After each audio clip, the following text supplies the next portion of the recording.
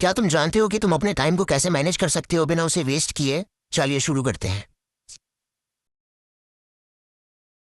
राम का वाकई दो बेटे थे, राम और श्याम। ये दोनों ही सेम एनवायरनमेंट में बड़े हुए, लेकिन दोनों की ही टाइम मैनेजमेंट स्किल्स काफी डिफरेंट थी। जहाँ श्याम नाम का लड़का सुबह 11 बजे उठता था, उठने के बाद मोबाइल स्क्रॉल करता था। उसके बाद जब मोबाइल स्क्रॉल करने से थक जाता था तो स्विगी में जाकर जंक फूड ऑर्डर करता था। उसके बाद उसी फूड को एंजॉय करने के लिए वो नेटफ्लिक्स देखता था। उसके बाद वापस से फोन को स्क्रॉल करता था और इस तरीके से वो अपने पूरे दिन को वेस्ट कर देता था। जॉब के लिए वो अप्लाई तो करता था, लेकिन प्रिपरेशन नहीं करता था, ना नेटवर्किंग करता था और ना ही अपनी किसी स्किल पर काम करता था। वहीं पर रामू का लगा दूसरा बेटा, जिसका नाम था राम। वो सुबह 8 बजे उठता था, फ्रेश होने के बाद जिम जाता था, अपना प्रोटीन लेता था, उसके बाद ऑफिस जाता था। ऑफिस से आने के बाद क्योंकि वो एक यूट्यूब चैनल स्टार्ट करने वाला था तो उसकी स्क्रिप्ट लिखता था, एडिटिंग सीखता था। उसके बाद बचे हुए टाइम में अपने दोस्तों के साथ चाय पीने भी जाता था एंड फाइनली घर आकर जिस बुक को वो लिखना चाहता था उसके लिए कंटेंट प्रिपेयर करता था। इसके बाद 10 बजे तक वो सो जाता। अब इसमें तो दो राय नहीं है कि आने वाले समय में रामू काका का जो दूसरा बेटा है यानी राम, वो बहुत सक्सेसफुल होने वाला है। एंड मुझे ये भी पता है कि इन दोनों ही सिनेरियोज में से पहला वाला सिनेरियो आपके लिए बहुत रिलेटेबल लगा होगा। तो ये जो राम है ये अपने टाइम को मैनेज कैसे कर पा रहा है? क्योंकि 24 घंटे तो राम और श्याम दोनों के ही पास है, यानी आपके पास भी 24 घंटे हैं और उसके पास भी जो सक्सेसफुल बन रहा है। इस क्वेश्चन का एक बहुत ही सिंपल सा आंसर है जो इस वीडियो को अगर आप एंड तक देखोगे तो आप समझ जाओगे,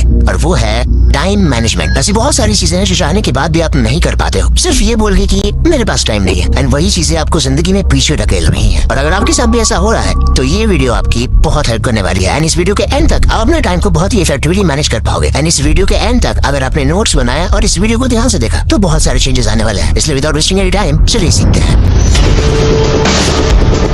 देखो, दुनिया में सारे ही लोग एक दूसरे से अलग हैं, चाहे वो लुक्स में हो या मेंटालिटी में, लेकिन एक चीज जो सबके पास इक्वली डिस्ट्रीब्यूटेड है वो है टाइम, यानी 24 घंटे। लेकिन उसके बाद भी कुछ लोग इसी 24 घंटे को यूटिलाइज करके अपनी जिंदगी को बदल देते हैं और कुछ लोग इसको वेस्ट करके अपनी जिंदगी को वेस्ट कर देते हैं, जिसमें से शायद कुछ लोग इस वीडियो को देख भी रहे होंगे। और इसका मेन रीजन है कि हम हर एक इंपॉर्टेंट टास्क को बस यही करके टाल देते हैं कि हमारे पास टाइम नहीं है, जिसे हम कहीं के राजा हो भाई। लेकिन सच तो यह है कि प्रॉब्लम टाइम की है ही नहीं, प्रॉब्लम उसी टाइम को इफेक्टिवली यूज करने की है। आज के डिजिटल जमाने में सबसे बड़ा टाइम किलर क्या है? डिस्ट्रैक्शन। रिसर्च कहती है कि एक एवरेज इंसान दिन भर में अपने फोन को 96 बार चेक करता है, मतलब ऑन एन एवरेज पूरे दिन में हर 10 मिनट में एक बार। और सोचिए इतनी बार जब हम इस मोबाइल को यूज करते हैं तो हम उस वक्त कोई ना कोई काम, फोकस वाला काम जरूर कर रहे होंगे। तो कितनी बार हमारा फोकस ब्रेक हो रहा है?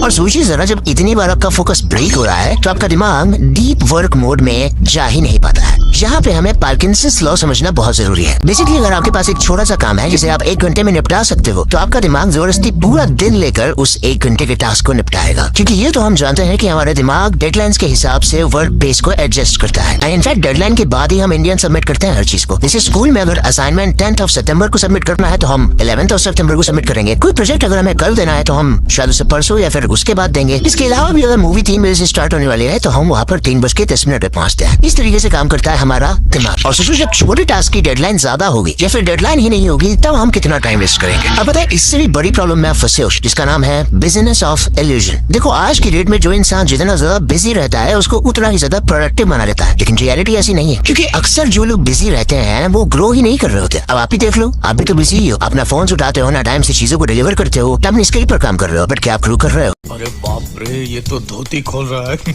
इसका असली रीजन है आपका फोकस। आपका फोकस डिसाइड करता है कि किन चीजों को प्रायोरिटाइज करना है, पहले और बाद में। तो आपके पास अब एक सिंपल सा सवाल आ चुका होगा दिमाग में कि अगर बिजी रहना प्रोडक्टिव नहीं है तो प्रोडक्टिव रहना एक्चुअली है क्या? अब आता है चैप्टर 2 पे, यानी the secrets of effective time management. देखो गाइस, बीता हुआ समय कभी वापस नहीं आता, इसीलिए उस समय को बीतने से पहले उसको अच्छे तरीके से इफेक्टिवली यूज करो। एंड अगर आप इसे कर लेते हो तो आप टाइम मैनेजमेंट को मास्टर कर चुके हो। सिखाता हूँ कैसे। देखो, टाइम मैनेजमेंट सिर्फ एक स्किल नहीं है बल्कि एक आर्ट है, और इस आर्ट के पीछे बहुत ही साइंटिफिक एंड प्रूवन फ्रेमवर्क्स हैं। अब आप चाहे स्टूडेंट हो या फिर बिजनेस चलाते हो, इन प्रिंसिपल को सीख के आप अपनी प्रोडक्टिविटी को नेक्स्ट लेवल ले जा सकते हो। सबसे पहला है पैरेटो प्रिंसिपल, यानी 80-20 रूल। ये प्रिंसिपल कहता है कि आपके लाइफ के 20% एफर्ट्स आपके 80% रिजल्ट्स लाते हैं। एक स्टडी के मुताबिक बिजनेस वर्ल्ड में मेजॉरिटी प्रॉफिट्स सिर्फ कुछ कोर प्रोडक्ट्स और कस्टमर्स के बेसिस पे आते हैं। फॉर एग्जाम्पल, अगर आपके पास 100 कस्टमर है तो 20 कस्टमर होंगे जो आपके बिजनेस को बहुत अच्छे तरीके से रन करने के लिए मॉनेटरी बेसिस बेसिस पे आपको प्रॉफिट कर रहे होंगे। बाकी के 80 ऊपर नीचे। उसके बाद अगर आपके पास 100 प्रोडक्ट्स हैं तो उसमें से 20 प्रोडक्ट होंगे जो बहुत अच्छे तरीके से चल रहे होंगे, बाकी 80 ऊपर नीचे। एंड इसी प्रिंसिपल को आप अपने टाइम मैनेजमेंट में भी यूटिलाइज कर सकते हो। मतलब आपके दिन भर का जो 20% इंपॉर्टेंट टास्क है आप उस पर फोकस करो, बाकी 80% टास्क अपने आप हो जाएगा। दूसरा प्रिंसिपल है एइजनहावर मैट्रिक्स। ये बहुत इंटरेस्टिंग सा फॉर्मूला है, इसे एक डिसीजन मेकिंग टूल भी कहा जाता है। ये मैट्रिक्स आपके टास्क को 2 कैटेगरीज में तोड़ देता है। पहला है अर्जेंट एंड दूसरा है इम्पोर्टेंट। बहुत बार हम अर्जेंट चीजें जैसे ईमेल्स और कॉल्स में इतना फंस जाते हैं कि अपने इंपॉर्टेंट चीजें जैसे लर्निंग, स्किल बिल्डिंग, प्लानिंग पर ध्यान ही नहीं दे पाते हैं। एइजनहावर खुद भी कहते हैं कि जो चीज आपको अर्जेंट लग रही है अक्सर वो इम्पोर्टेंट होती है, और अक्सर जो चीज आपको इम्पोर्टेंट लग रही है वो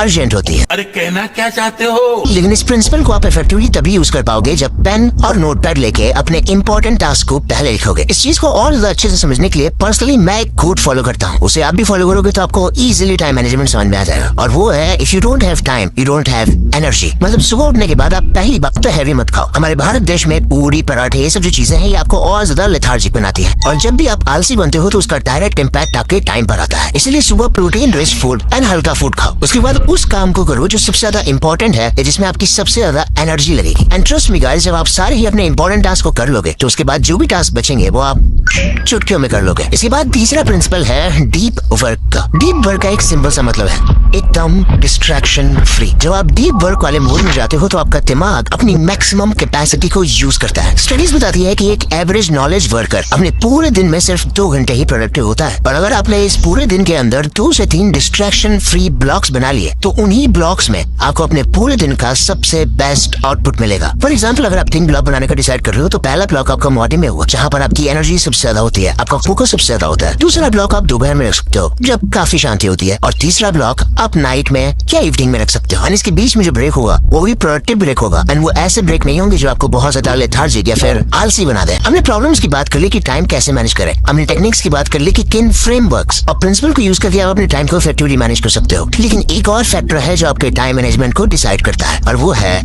माइंडसेट। इसीलिए आते हैं चैप्टर 3 पे, यानी बिल्डिंग अ टाइम माइंडसेट। देखो, टाइम को मैनेज करने का असली राज सिर्फ आपके टेक्निक्स और प्रिंसिपल में ही नहीं छुपा है, बल्कि आपके माइंडसेट में भी छुपा है। अगर आपका दिमाग समझ गया कि टाइम सबसे बड़ा एसेट है तो वो सारी ही चीजें करेगा जिसकी वजह से आपका टाइम मैनेज हो पाए। एंड उसके लिए चाहिए डिसिप्लिन, जिसके ऊपर हमने डेडिकेटेड वीडियो बना रखी है, 2 लाख से ऊपर व्यूज है, जाके उसे जरूर देखना। जेम्स क्लियरी अपनी एटॉमिक हैबिट वाली बुक में कहते हैं कि एक लॉन्ग लास्टिंग चेंज तभी आता है जब आप आइडेंटिटी शिफ्ट करते हो। मतलब खुद को अगर आप डिसिप्लिन इंसान की तरह देखना शुरू कर देते हो तो आपकी आदतें भी उसी ऑटोमेटिक डायरेक्शन में चली जाती है। चाणक्य भी कहते हैं कि एक पल की भी देरी आपके पूरे काम को खतरे में डाल सकती है। और अपने माइंडसेट को बनाने के लिए आपको अपने इमोशंस पर कंट्रोल करना होगा। आपका मन बोलेगा चलो टेस्टी फूड खाते हैं, लेकिन अगर आपने उस फूड को खा लिया तो आप आलसी हो जाओगे। आपका मन बोलेगा कि चलो एक्सरसाइज नहीं करते हैं, लेकिन अगर आपने एक्सरसाइज नहीं किया तो आपका ब्लड फ्लो सही नहीं होगा, आप एक्टिव फील नहीं करोगे। समय के साथ आपका मेटाबॉलिज्म स्लो हो जाएगा, एंड अगेन आप आलसी हो जाओगे। आपका मन बोलेगा कि चलो रील्स स्क्रॉल कर लेते हैं, चलो दूसरों से लंबी बातें कर लेते हैं, घूम आते हैं, लेकिन उसकी वजह से अगेन आपका टाइम इफेक्ट होगा। एंड आपको क्या लगता है, वो लोग जो सक्सेसफुल होते हैं 24 घंटे तो उनके पास भी होते हैं, लेकिन वो अपने काम को प्रायोरिटाइज करते हैं और वो सेक्रीफाइस करते हैं उन सारी चीजों का जो उनके गोल्स को अचीव करने में बाधा बन रहा है। फिलहाल के लिए 21 दिन तक अगर हमारा गोल है हमें टाइम मैनेजमेंट वाली स्किल सीखनी है, हमें टाइम मैनेजमेंट वाली